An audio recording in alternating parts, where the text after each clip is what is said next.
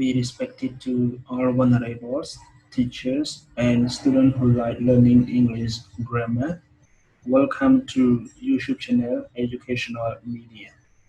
So my name is Hotpunti. I am a lecturer of English, and the previous video you have already watched with my recent importance.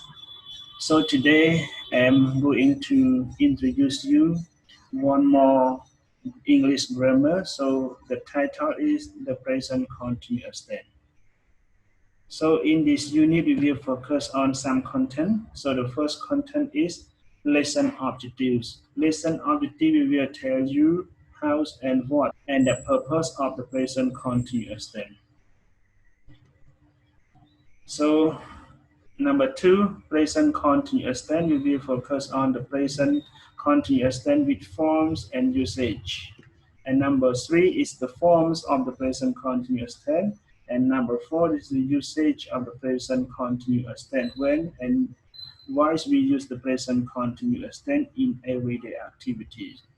And number five, I will give you some homeworks that are related to the present continuous tense. We give you the homework here because we don't have enough time for you to practice with the raised paper. So that's why I just give homework for you to do at your home.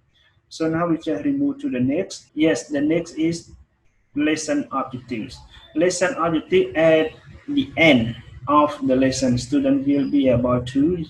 The first one is use the forms in the positive, negative, and the questions of the present continuous tense correctly.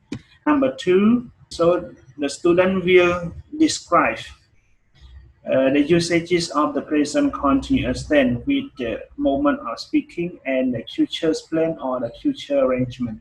And number three, we will practice some exercises that are related to the three forms of the present continuous tense and two usages of the present continuous tense accurately. So now we move to the next.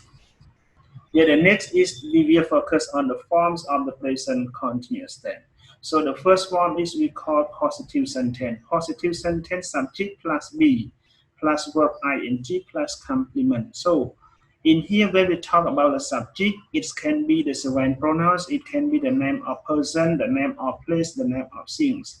And be we use here refer to isma, and we use isma depend on the subject what you use. And complement also, complement we can say is a word or phrase or clause that can need to complete the sentence, complete the meaning in the whole sentence in positive, negative, and question. So that's why we call it complement. Okay. So number two, negative sentence. Negative sentence, subject plus be plus not plus verb ing plus complement. Okay. And number three, there are two kinds of question. The first one we call yes no question. You must say be plus subject plus verb ing plus complement and question mark. And B, you have to write with the capital letter. Okay, the first letter you have to write with capital, and the second letter you have to write with lower letter. Letter B is we call WA question. So you must say WA question plus B plus subject plus verb ing plus complement question mark. So these three forms of the present continuous tense that you have to remember. If you cannot remember this form, you cannot make the whole sentence with the present continuous tense not correctly. Okay, so you have to remember with this one. And the next example, one. He is studying English. We use is here because of subject he. Okay, so English is the complement we call direct object. Okay. Example 2. You are not playing tennis. Okay, you just only remember the form, so that's why you can make the whole sentence. And number 3, are they going to school? So this is the yes no question of the present continuous tense. And number 4, this is we call WA question. You must say where is he traveling? Okay, so you have to answer with the full answer. So these are the example of the present continuous tense. So we move to the next. The next is notes. You have to remember this one. Subject I usually verb to be am. Subject he, she, it usually verb to be is. Subject you, we, they usually verb to be are. So you have to remember this one also. So we move to next. The next is usages of the present continuous tense.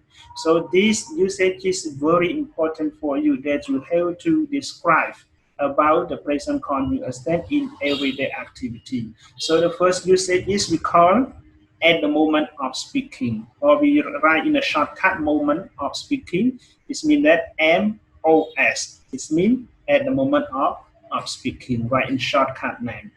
So at the moment of speaking here, we just refer to the activity that you speak and your action happen in the same time. So look at the example one. You are studying English right now. So what you say and your activity happen in the same time. So that's why we call at the moment of speaking. So number two, they are listening to teacher right now. So what they are listening to their teacher and what the teacher explained to him or to her so happen in the same time. So that's why we use at the moment of speaking with the present continuous tense. So this is the first usages of the present continuous tense.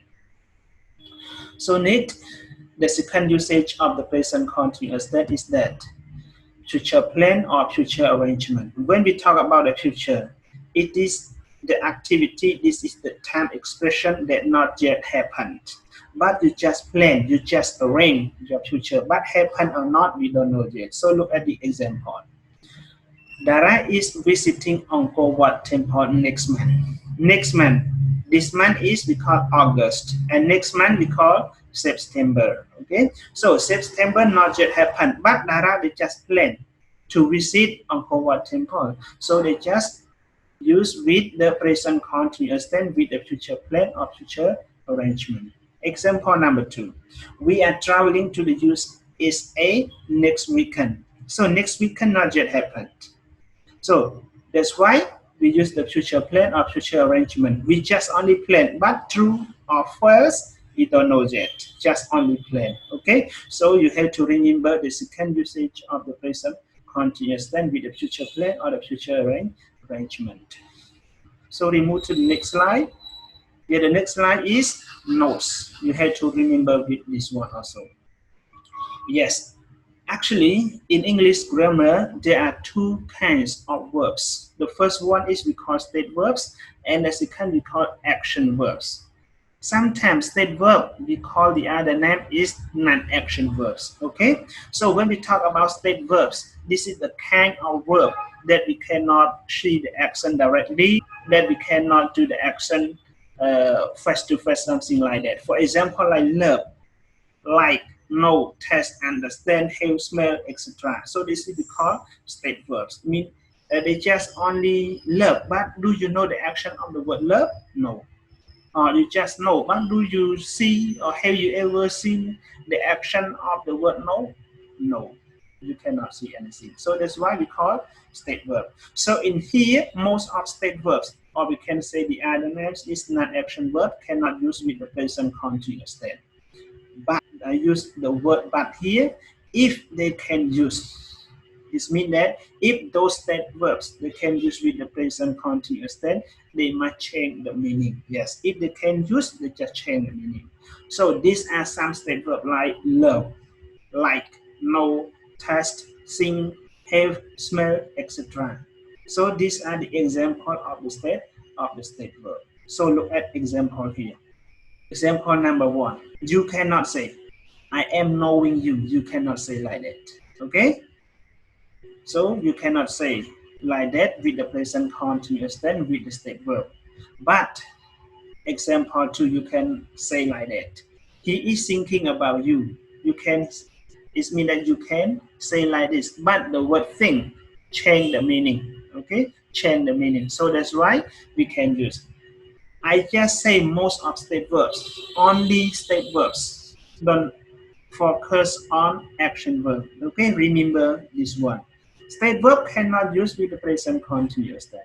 But if state verb can use with the present continuous tense, they just change the meaning from the original meaning to the other one meaning. Like the word think, they just change the meaning here. Okay, so you just remember with these notes. So we move to the next slide.